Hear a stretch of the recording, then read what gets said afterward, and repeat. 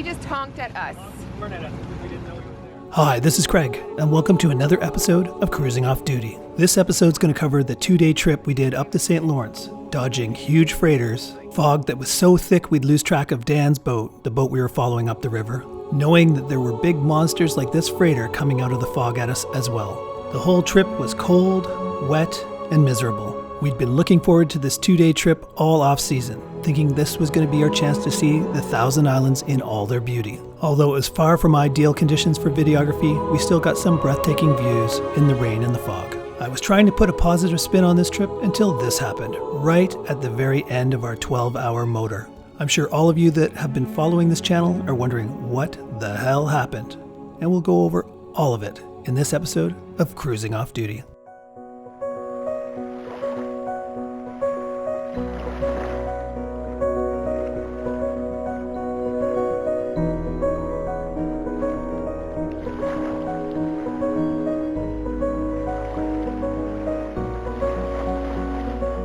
When we left you in the last episode, we just got the boat in the water and we're heading from Iroquois to Kingston, which is a 12-hour motor. And this is the helm that I sat at for almost the entire 12 hours. We'd never been on this water before, so we followed Dan the entire way up the St. Lawrence. Although it was calling for rain the entire weekend, we decided to go anyway. And at first it really wasn't so bad. A significant light, just where it was needed.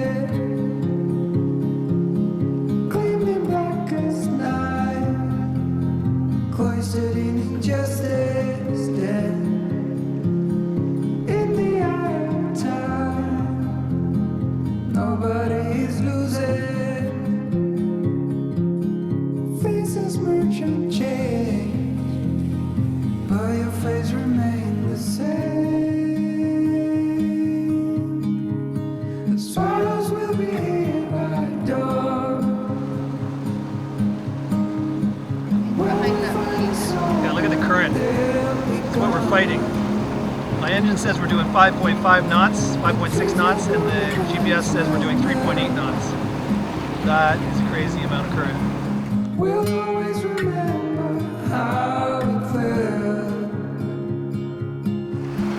Just about to pass under the Prescott Bridge to the United States.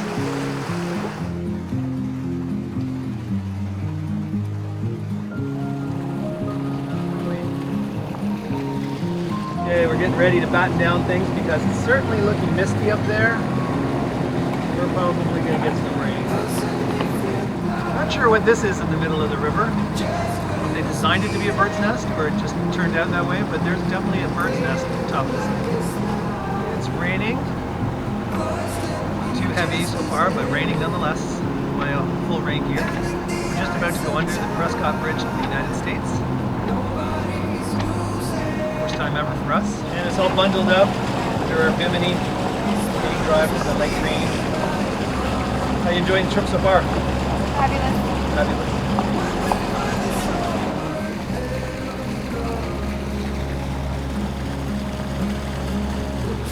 Okay, me fully geared out in my wet weather gear.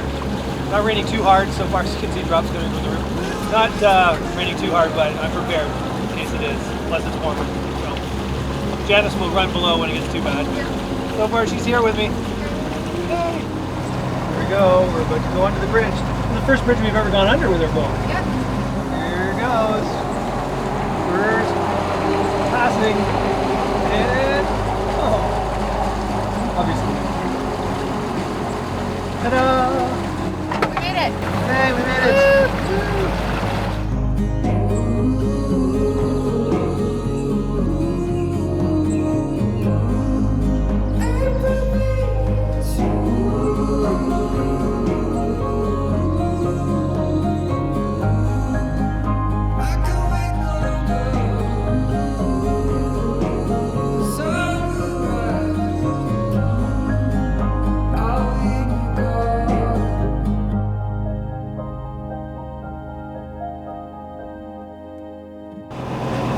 Went under a bridge for the very first time, and coming upriver, it's going to be the first time we pass a tanker ship.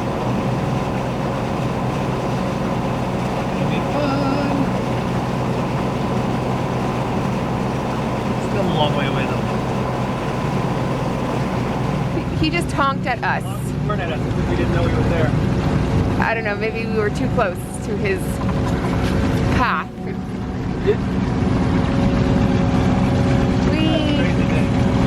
I can't even get it all in my frame.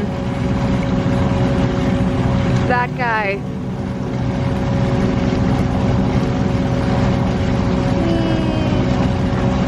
I'm gonna zoom in, see if I can see their faces. Look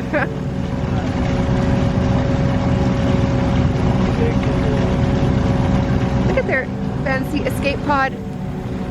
That looks fun. Fun ride. There he goes.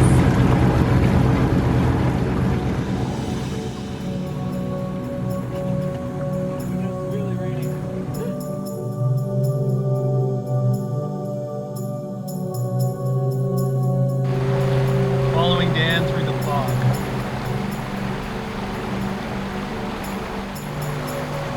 Some big tanker ship coming out of the fog.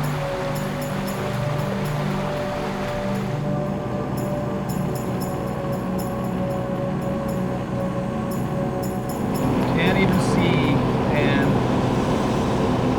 Just a little bit of a mast somewhere in there. Somewhere in the fog is a mast. That's who I'm following. Got this big tanker ship over here in the fog. Monsters in the fog. This is the fog we're going into. This is what comes out of the fog.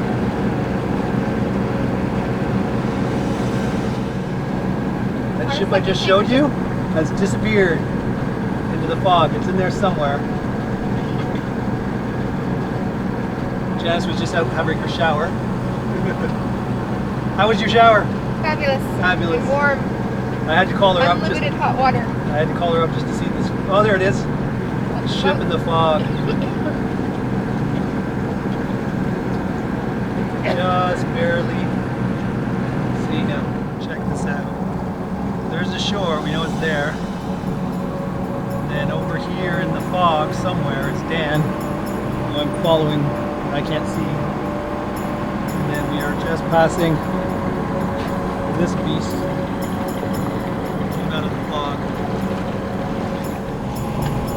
Right, we're passing another freighter in the rain and the mist.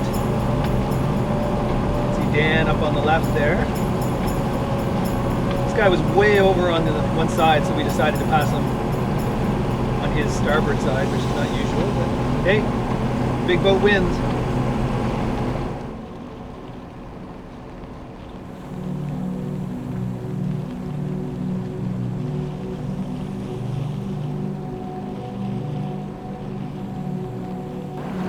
Somebody that likes to live on the edge in the middle of this little island in St. Lawrence, almost underwater. And then there's like the creepiest island. This is like the creepiest island you'll ever see.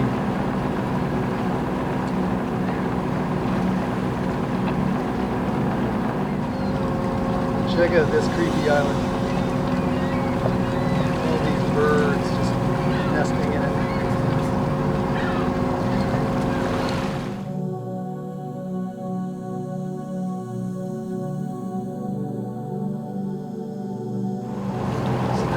Downtown Brockville.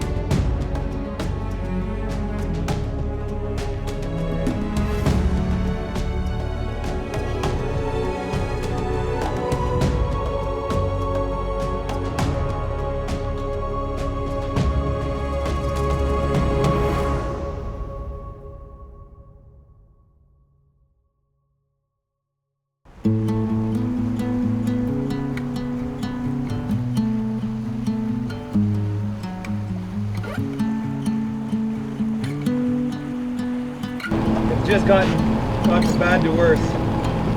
Now it's just raining. Can't see anything. There's a little island over here. A little red buoy there. But very, very bleak. I don't know what it means, but there's a smile upon your face. And I see Even though it's raining and miserable out here, that is still a pretty cool looking sight. and they say if you Shows to be an awesome glimpse the photo of the sun. future, you need space. And you said you'll put down your morning guns. Would you follow me to wonders?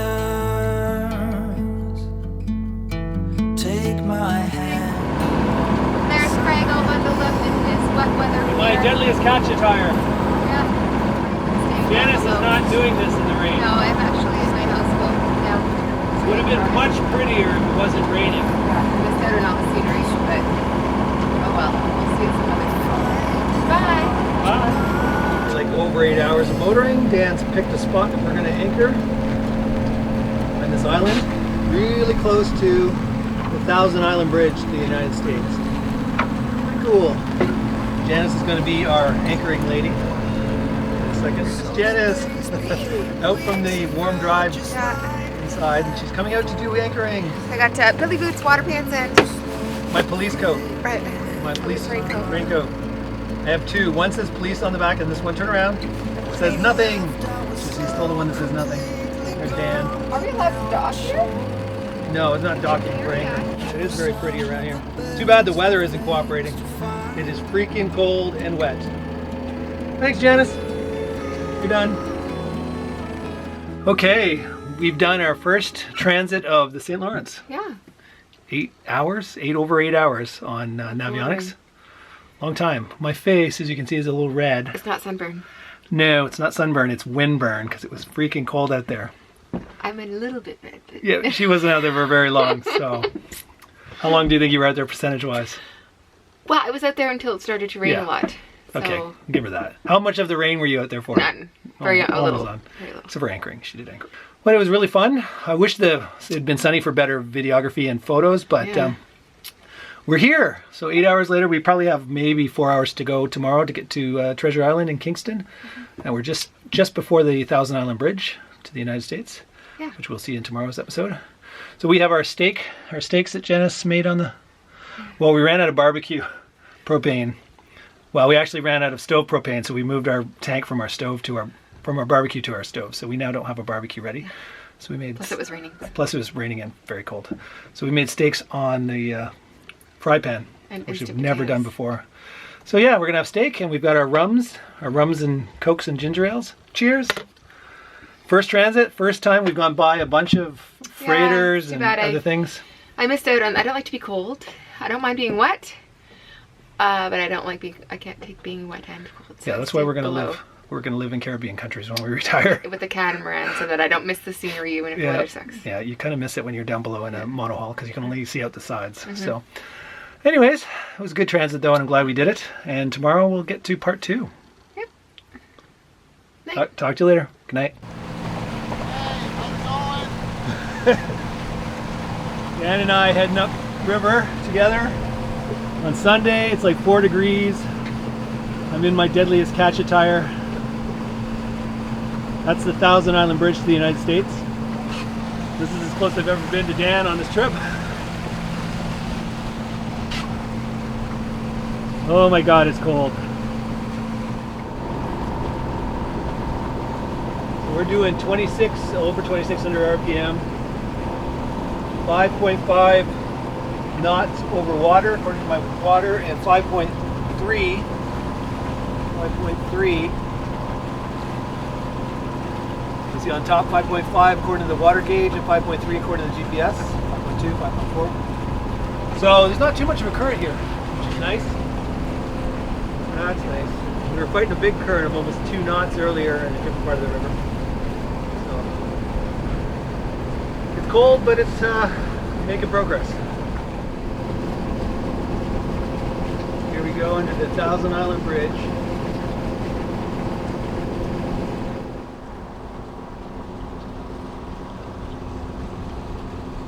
Janice. Hello. Hello, it's cold, it's miserable. She's staying down below to pack while I stay out here in my Yeah. Fowlies. I don't care about the scenery The scenery's not worth getting colder. It's anymore. like 4 degrees. All right. I'll see you some other time.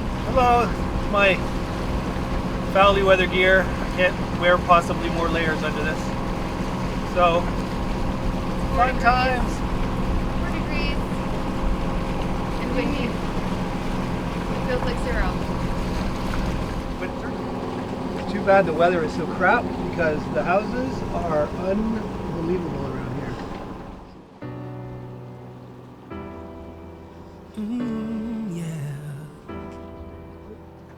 Time flies, close your eyes. Imagine you could see everybody else's dream. What a comfort it would be. All along, standing strong, the way it ought to be. But you can never walk alone on your way to being free. So this is Gananoque. We're only human. Nice little town to come after visit. all. We're in Kingston.